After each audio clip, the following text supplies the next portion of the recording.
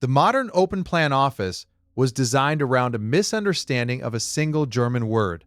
By the end of this, you'll understand the neurological reason why your best ideas almost never happen at your desk. You'll see how the very tools meant to make you more connected are systematically dismantling your ability to think. And chances are, your entire workday is structured to prevent your brain's most powerful network from ever turning on. Think about your last truly productive hour, the one where time seemed to melt away, where you were fully absorbed, solving a problem that mattered. Now, think about your typical Tuesday, the Slack notification that pings, the email that lands with an urgent flag, the colleague who taps you on the shoulder for a quick question. Each one feels small, harmless, a tiny course correction, but the cost is hidden. Researchers call it attentional residue. Even after you answer that quick email and turn back to your main task, a part of your brain is still thinking about the email. It's chewing on the wording, processing the social dynamics, anticipating the reply.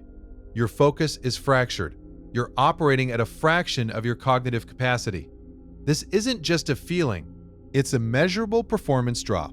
Studies from the University of California, Irvine found that after an interruption, it can take over 23 minutes to return to the original task at the same level of concentration. 23 minutes. How many times a day does that happen? The math gets uncomfortable. This constant cognitive whiplash, this state of perpetual semi-distraction, does more than just slow you down. It creates a ceiling on the quality of your thinking. You can handle shallow tasks, you can reply, react, and process. The one thing you can't do is go deep, because that constant fragmentation physically prevents a specific type of thinking from ever starting. And that type of thinking is where all the real breakthroughs live. Your brain has two dominant modes of operation. One is the task-positive network. It's what you're using right now. It's focused, analytical, and directed at the outside world. It's the part of your brain that makes spreadsheets, writes code, and follows instructions. The factory floor. The other mode is the default mode network, the DMN. This network powers on when you disengage from the outside world, when you're on a long walk, in the shower, or just staring out a window. It's the brain's R&D department. This is where your mind wanders, connecting disparate ideas, pulling from old memories, and running simulations of the future. It's the source of creative insight, the aha moment that seems to come from nowhere.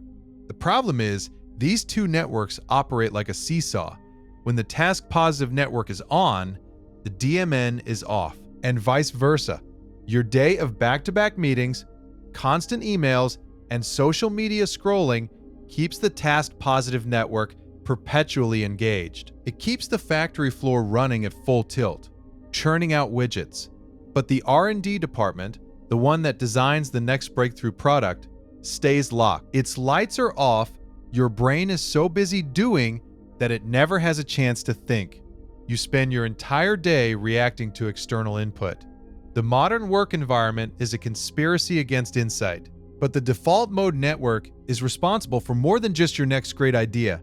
It's also in charge of something far more fundamental to your identity, something you are slowly, quietly losing access to.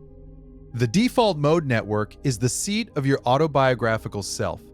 It's the neural machinery that weaves together your memories, experiences, and future goals into a coherent story. The story of you. When the DMN gets quiet time, it consolidates your experiences, it figures out what matters, it connects the dots between the person you were last year and the person you are today. Without that consolidation, your sense of self begins to fragment. You felt this. It's that strange moment when you find an old journal entry and the person who wrote it feels like a stranger. The handwriting is yours, but the internal world is alien. That's the feeling of a life lived without enough quiet time for the self to catch up. A coherent self generates clear priorities. It knows what to say yes to. It has a strong internal compass for making hard decisions. Productivity without this internal coherence is just busy work. It's climbing a ladder that's leaning against the wrong wall. Critics might argue that collaboration is the engine of innovation. They'll point to brainstorming meetings and team-based problem solving. They are right that collaboration is critical, but they have the sequence wrong. Research on creative output shows that the classic brainstorming session is deeply flawed. A phenomenon called production blocking means that while one person is talking, the other people in the room can't articulate their own ideas, and sometimes forget them entirely. The best ideas often come from a different model. Individuals go away and think deeply on their own. They generate their own solutions in solitude. Then, they come together as a group to share, critique, and integrate those well-developed ideas. It's a rhythm of solitary depth followed by collaborative refinement. One without the other is incomplete. But we have indexed so heavily on collaboration that we have forgotten the first essential step. So we know we need this time alone for our brain to do its most important work. But how much do we need, and is all time spent alone the same? The answer from some of history's most creative minds is surprisingly specific. Carl Jung, the pioneering psychoanalyst, felt the pressures of a busy clinical practice draining his creative energy. So he built a stone tower on the shore of Lake Zurich, a retreat. He would spend months there each year without electricity or running water, carving stone and writing the books that would define his field. Bill Gates, during Microsoft's most dominant years, would famously take a think week twice a year. He'd retreat to a cabin with a stack of books and papers, completely disconnected from his company. These are extreme examples of what researcher Cal Newport calls deep work, the ability to focus without distraction on a cognitively demanding task. But you don't need a tower or a remote cabin. Newport outlines several philosophies. Some people adopt a rhythmic approach, setting aside the same 90-minute block every single morning for deep work, before the world can intrude. Others are more like journalists, training themselves to grab any unexpected pocket of quiet, even if it's just 30 minutes between meetings, and dive immediately into a state of depth. The key is the quality of the solitude. Being alone while scrolling through a social media feed is not solitude. It's just occupying yourself with the thoughts and emotions of others. Even reading a great book is only partial solitude, as you're engaging with the author's mind. True, generative solitude is freedom from the input of other minds. It is just you, the problem, and your own thoughts. For most of us, this state is deeply uncomfortable at first. The moment the external stimuli disappear, the brain screams for a fix, an itch to check your phone, a sudden urge to clean the kitchen, a wave of anxiety. This is withdrawal. Your brain has been trained to crave constant input. The quiet feels like a threat. It feels like you're failing at being alone. This feeling of discomfort is a sign that the process is working. It's a necessary first step in a process that rewires your brain at a structural level. That initial restlessness is your brain recalibrating. It's shifting from the reactive, task-positive network to the introspective default mode network.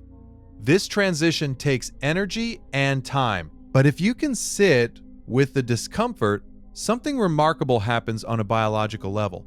Every time you engage in a period of deep, sustained focus on a single thing, you are physically changing your brain. A substance called myelin acts as insulation around your neural circuits. The more you use a specific circuit, the more layers of myelin get wrapped around it. More myelin means faster, more efficient signal transmission. It's the difference between a shaky dial-up connection and a fiber optic cable. Sustained periods of solitude and deep work are like targeted workouts for your brain. You are myelinating the specific circuits related to your most important work. You are literally building a superhighway for thought in the areas that matter most to you. The constant distraction and context switching of a typical day does the opposite. It sends weak, scattered signals down thousands of different pathways, never strengthening any single one. It keeps your entire neural infrastructure as a series of slow, inefficient dirt roads. The long-term payoff of practicing solitude is profound. Your ability to think deeply, to solve complex problems, and to generate creative insights becomes your default state. It's no longer a rare event you have to struggle to achieve. You have physically rebuilt your brain to make it effortless. The most powerful productivity tool is not a new app or a complicated system. It is the empty space on your calendar, the silence, the deliberate, strategic withdrawal from the noise of the world. It's in that quiet that the brain's R&D department finally opens for business. It's where your experiences are consolidated into a coherent self. It's where the neural superhighways are paved. The conversation that will determine the trajectory of your life and your work is the one you have with yourself. But you have to schedule the meeting, and this neurological need for quiet space explains why our physical environments have such a powerful and often invisible hold on who we become, which is a different kind of architectural problem.